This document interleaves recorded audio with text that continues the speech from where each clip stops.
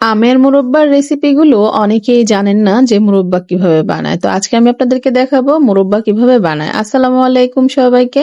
ছোট বড় সকলের পছন্দ কাঁচা আমের মুরব্বা, কিন্তু কালের বিবর্তনে এই রেসিপিগুলো দিন দিন হারিয়ে যাচ্ছে। তো কাঁচা আমের মুরব্বার জন্য আমি এখানে কাঁচা আম নিয়ে খোসা ছাড়িয়ে তারপর পানিতে ভিজিয়ে রেখেছিলাম। এখন আমি নিয়ে নিয়েছি খেজুরের কাঁটা।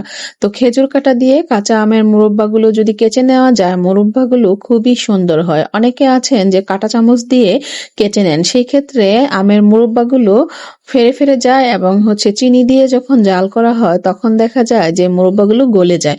আর যদি এইভাবে খেজুরের কাঁটা দিয়ে কেচে নেন তাহলে দেখবেন মুরব্বাগুলো কত সুন্দর হয়, কত সফট এবং জুসি হয়, আর বছরের পর বছর ভালো থাকে।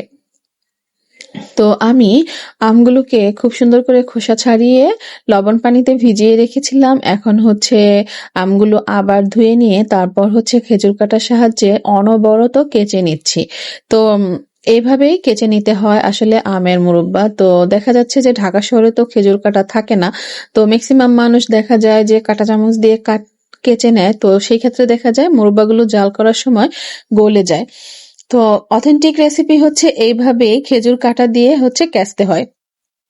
তো আপনারা যারা জানেন না মুরব্বা কিভাবে বানায়, এই পুরো ভিডিওটা দেখে নিবেন, তাহলে আপনারা অনেক উপকৃত হবেন। আর যারা এখনো আমার চ্যানেলটি সাবস্ক্রাইব করেননি অবশ্যই সাবস্ক্রাইব করে দিবেন আর পাশে থাকা বেল আইকনটি চেপে দিবেন। দেখেন আমার মুরব্বা কিন্তু কেঁচা হয়ে গিয়েছে। এখন এইভাবে আমি সবগুলো আমকে কেচে নিব আর এরকম পরিষ্কার পানিতে ভিজিয়ে রাখবো। তো একে একে আমি আমগুলো কেচে নিচ্ছি। ভিডিওটা আমি একটু কাট করে দিয়েছি, কারণ এতগুলো আম কেঁচা দেখাতে গেলে অনেক সময় লেগে যাবে। তো এই যে দেখেন আমার সবগুলো আম কেঁচা হয়ে গিয়েছে, আর আমগুলো কতটা সফট হয়েছে দেখতেই পাচ্ছেন। আর এই কাঁটা দিয়ে কেচার কারণে আমগুলো এতটাই সফট হয়েছে যে এটা খেতে খুবই সুস্বাদু হবে। আর দেখেন আমগুলো কিন্তু ফেরে যায়নি বা বড় বড় ছিদ্র হয়ে যায়নি। এখন 2-3 বার আমি পানিগুলো পরিবর্তন করে নিব, যাতে ভিতরে কোনো টক থাকলে সেগুলা বের হয়ে যায়। তো আমার এখন এগুলা ধোয়া হয়ে গিয়েছে। এখন এই পানিগুলো খুব সুন্দর করে আমি চিপড়ে নিব, এমন ভাবে চিপড়ে নিব যাতে আমগুলো আবার ছিঁড়ে ফেটে না যায়। খুব সুন্দর করে চিপড়ে নিব। তো আপনারা চাইলে কাপড়ে বেঁধে তারপরে চিপড়ে নিতে পারেন, আমি হাতের সাহায্যেই চিপড়ে নিব। আর দেখেন এখন কিন্তু আমের ভিতরে কোনো রকম টক পানি নেই, একদম পরিষ্কার পানি।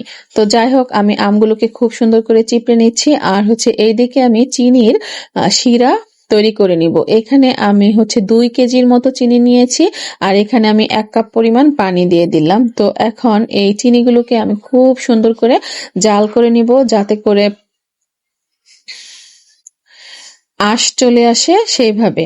তো আঁশ আসা পর্যন্ত আমি অপেক্ষা করব। আর এখানে মাত্র কয়েকটা মশলা দিয়ে দিব, গোটা মশলা, তেজপাতা, দারচিনি আর এলাচি। মুরব্বাতে এই 3টা মশলা ছাড়া আর কোনো মশলা লাগে না, আর লাগে শুধু চিনি। তো কিছু টেকনিক অবলম্বন করলে আপনার মুরব্বা কখনোই ছিঁড়ে ফেটে যাবে না, গলে যাবে না। তো দেখেন এই যে আমি আমগুলোকে খুব সুন্দর করে চিপড়ে নিয়েছি এবং একটা জালির ভিতরে রেখে দিয়েছি, যদি এক্সট্রা পানি থাকে সেটা যাতে ঝরে যায়। এই যে দেখেন আমার মুরব্বাগুলো কতটা সুন্দর হয়েছে। এখন এগুলোকে আমি চিনির শিরাতে জাল করে নিব। দেখতেই পেয়েছেন আপনারা যে আমি চিনির শিরা বসিয়ে দিয়েছি। তো আমার শিরা প্রায় হয়ে আসছে, আমি দেখে নিচ্ছি যে শিরাটা আঠালো হয়েছে কিনা। তো এই শিরাটা খুব ভালোভাবে তৈরি করে নিতে হবে আর কি। তো এই পর্যন্ত আমার ভিডিওর সাথে যারা আছেন তাদের সকলকে অসংখ্য ধন্যবাদ। যারা আমার পেজটি বা চ্যানেলটি এখনো সাবস্ক্রাইব করেননি সাবস্ক্রাইব করে দিবেন, আর পাশে থাকা বেল আইকনটি চেপে দিবেন, তাহলে আমি ভিডিও আপলোড দেওয়ার সাথে সাথে আপনাদের কাছে নোটিফিকেশন চলে যাবে। তো এই তো দেখেন আমার কিন্তু চিনিতে আঁশ চলে আসছে। এখন আমি আমগুলো এর ভিতরে দিয়ে দিব।